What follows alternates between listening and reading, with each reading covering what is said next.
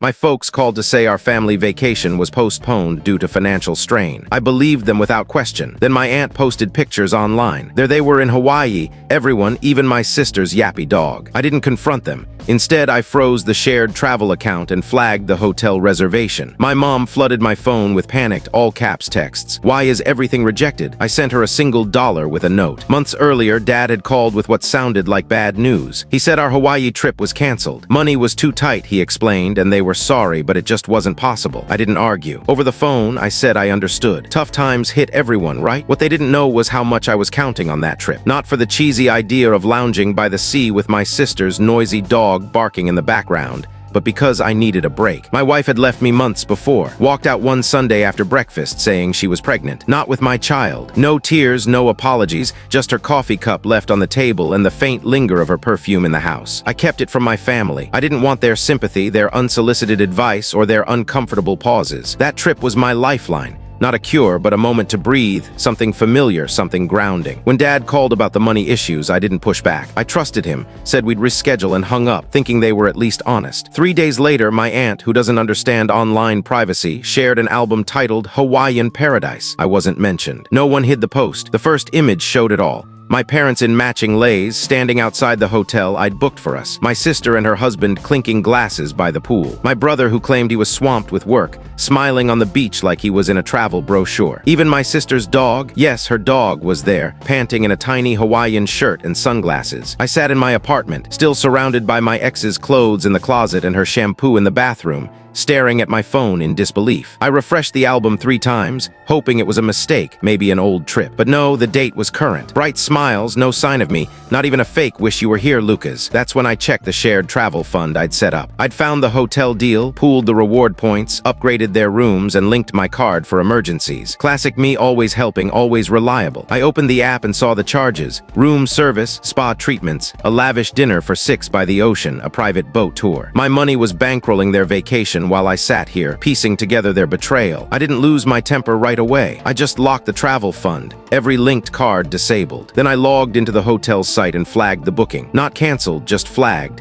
Something about needing to verify unauthorized charges, enough to cause a stir. At 2:37 a.m. my phone lit up, then again and again. A call from Mom, which I ignored, followed by a barrage of texts. "What's going on? Why is everything blocked? Lucas, pick up." Then in all caps, blaring through the screen, "Why is everything rejected? What's happening?" I didn't respond, didn't type a word.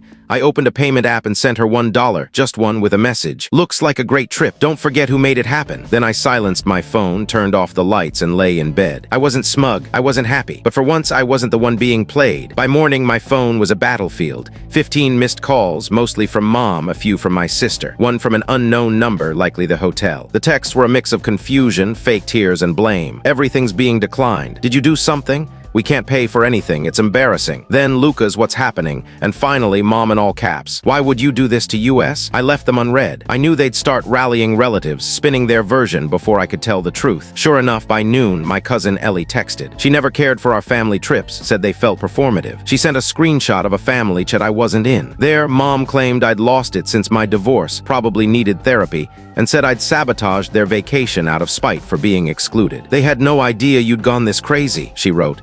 I stared at the word "crazy" for a full minute, as if I hadn't kept my life together while it fell apart, as if I hadn't offered to help when Dad mentioned money troubles, as if I hadn't stayed quiet when my wife left, pregnant with another man's child. Crazy. That word ignited something deeper than anger, revulsion. They didn't just lie, they knew what they were doing. They cut me out, enjoyed the trip I planned, and when caught, painted me as the mess. That's when I realized freezing the fund wasn't enough. I flagged every account tied to my rewards program, reported fraud, unauthorized use. The airline miles, wiped. The car rental, blocked. The room upgrades I'd paid for, reversed. Anything with my name on it, locked. I knew it'd leave them stranded in Hawaii, but I was done caring. That night, I sent one last message, a screenshot of their chat calling me crazy, captioned, "Keep talking." Then I blocked Mom's number. When they got back, it was silence. No apologies, no explanations, just nothing.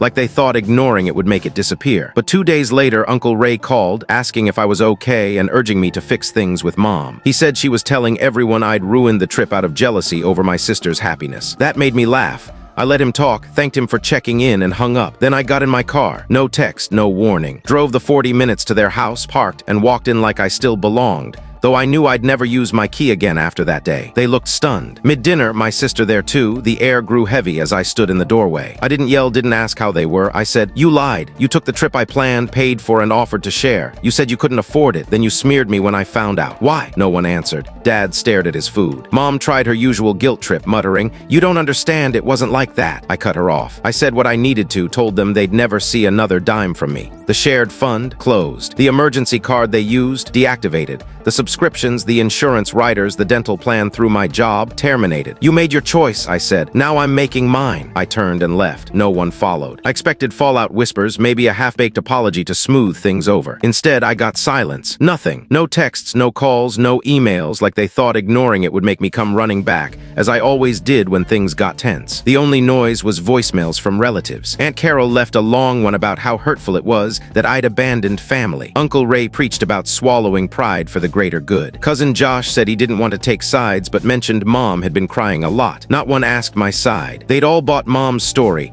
the one where I was unstable, jealous, broken. They echoed her narrative word for word. No one remembered I'd offered to help when they claimed they were broke, that I'd planned every detail down to their favorite pillows, that I was lied to, excluded, and blamed. So I stopped responding. I left the family chat, deleted their birthdays from my calendar, closed the joint account from college days, removed their numbers from my favorites, and cut my name from their spare phone line. Piece by piece, I dismantled the ties that kept their lives running smoothly. But the silence didn't last. One morning, Ellie called again, asked if I had time to talk. Her tone was off, so I listened. She said she had news I wouldn't like. She'd been at my parents' last night. Mom had too much wine and started venting. Said I was spiraling since the divorce, possibly dangerous. Claimed I'd stolen from the trip and tried to ruin it out of bitterness. I went quiet. Ellie sensed it hit hard and added, "I know it's not true, but people believe her, Lucas. She's got them convinced." I thanked her and hung up. Something in me shut down, a final switch. I defended them too many times, given too many chances, paid too many bills, sat through too many thankless dinners pretending everything was fine. I told myself family meant loyalty, but I finally saw it. Family doesn't mean letting people walk over you just because you're related. It doesn't mean swallowing the pain they cause. The next day, I called a lawyer.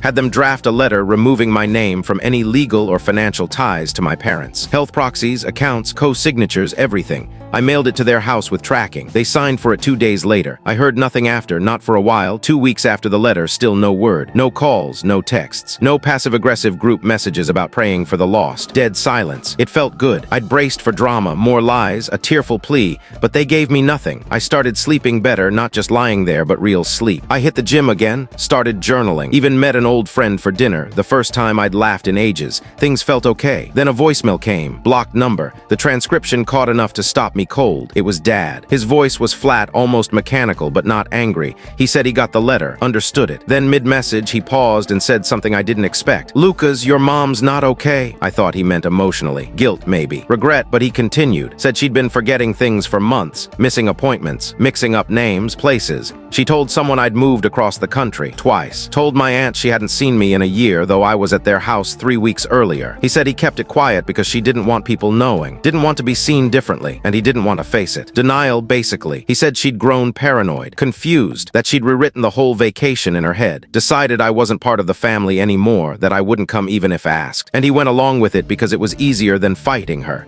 That voicemail shook me more than anything. I sat on my couch, clutching the phone like it might burn me. If he was telling the truth, this wasn't just betrayal. It was a slow unraveling no one had the courage to name. I remembered odd moments from the past year, her calling me by my cousin's name mid-conversation, or asking about my dog, gone for nearly a decade. But even if something was wrong, why the lies? Why drag my name through the dirt? Why make me the scapegoat for something they were too ashamed to face? I didn't call back. That same day, Ellie texted again, unaware of the voicemail. She wrote, "Hey, did you reactivate the old emergency card? Your dad's using it again." That stopped me. I hadn't touched that card in years, thought it was long expired, but I checked the account and there it was active and recently used. New charges, $317 at a pharmacy, $142 at a medical supply store, $600 to something called Neuro Care Solutions. They were using it for her tests, medications, treatment, all hidden behind an account they thought I wouldn't check. Maybe they kept it active for emergencies. Maybe they meant to tell me and forgot, or maybe they never planned to, hoping I'd miss it. I stared at the charges and a strange calm settled in. Not anger, not like before, emptiness, like the part of me that cared had been hollowed out. They lied about the trip, lied to my face, lied to everyone about me. And now they were still leaning on me, dipping into an account they thought I'd forgotten, funding care they never bothered to mention. That night, I didn't sleep. I paced my apartment, watching the city lights flicker, wondering when I stopped being a son and became a fallback they resented. The next morning, I called the bank, told them to shut down the emergency card. No explanation, no justification. I hung up and sent Dad one text. "The card's done, don't contact me again." Then I blocked his number. 3 days passed without a sound. No calls, no texts, no desperate emails from Dad begging to explain, nothing. Then the voicemails started. Not from them, those were blocked, but from others. A slow trickle at first. Aunt Carol again with her peacemaker tone. "Lucas, I don't know what's going on, but your parents are struggling. Your mom's been through so much. We all have. Please call them." Then my sister left one. Unexpected. Said Dad broke down in a clinic parking lot when the pharmacy rejected their card for the 3rd time. Said he sat in the car with Mom for over an hour while she asked why they were there, confused about needing medicine at all. Then she said something that twisted my gut. "They're saying you abandoned them." That word, abandoned, hit hard. That was their story now.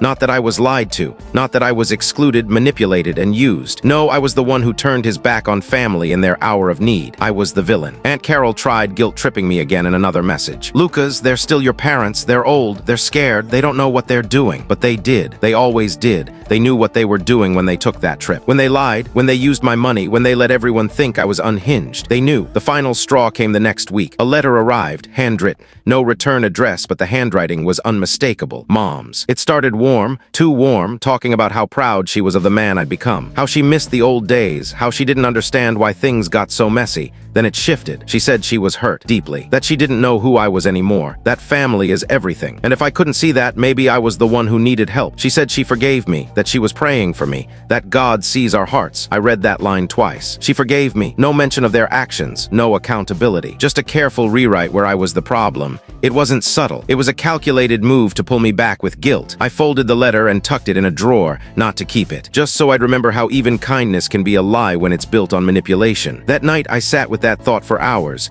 about kindness, about how I'd always shown up, helped out, handled the details, cleaned up the messes no one else wanted. I never asked for anything but honesty and respect, and even that was too much. The next morning, I called the family lawyer, had him scrub my name from every document tying me to their household. Emergency contacts, medical forms, power of attorney, all gone. He paused before hanging up and asked, "Are you sure?" "Yes," I said, "I'm sure." Because if you're always the one giving, they don't learn when they take. They just learn you'll let them, and I was done letting them. It's been 6 months since the letter, since the last call, since I cut off the final card, removed my name, and stepped out of the quiet chaos I'd lived in too long. They haven't reached out again. I think they finally got it. Or maybe they're just tired of rewriting the narrative. Family gossip spreads fast. I'm sure half of them think I'm a heartless son who ditched his parents in their time of need. The other half just stay out of it. I don't blame them. I used to do the same. Smile, nod, avoid the drama. But I'm done with that role. What surprises me is how calm it feels to not carry their burden anymore. My apartment's quieter, sure. Holidays are strange. I skipped Thanksgiving. Didn't send Christmas cards. No one visited. And for the first time, I didn't feel I owed anyone an explanation. Ellie still checks in. She gets it. She saw how things were. She told me recently that my sister's been saying I cut them off over a vacation. That's their story now. That I threw a fit because I wasn't invited. That I torched years of family ties over a missed week in the sun. Let them think it. I don't defend myself anymore. Not to them. Last week, an envelope arrived. No return address. Inside was a photo. A cheap resort snapshot. Mom, dad, sister, brother-in-law, and that damn dog all smiling by the sea. On the back in Mom's handwriting,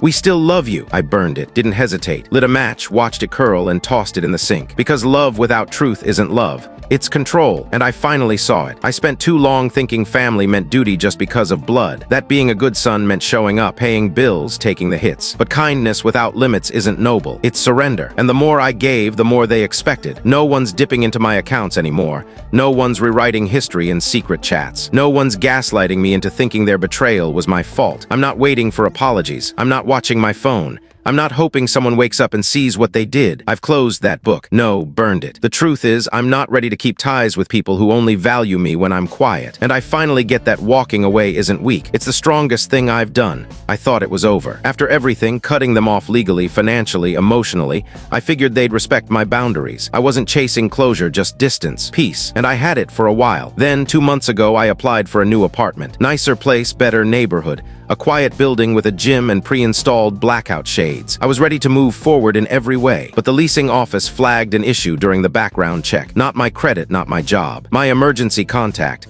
It had been changed to my mother without my permission. I stared at the email for 5 minutes, stunned. The only way that could have happened was through my old healthcare portal, one I hadn't used since I'd dropped them from my coverage. I logged in, and there it was accessed from an IP address in my hometown. Their address. Somehow they'd used an old password. Somehow they thought they still had a claim. And they'd gone in, altered my records like they could still say, "We're part of your life, like it or not." I was livid. It wasn't just a boundary crossed. It was a deliberate attempt to stay tethered, to sneak back in through a back door. I didn't call, didn't text. I got in my car, pulled into their driveway. Dad was in the garage, looked surprised, tried to act normal. I didn't let him. Walked past, straight into the house. Mom was in the kitchen, smiled like nothing was wrong.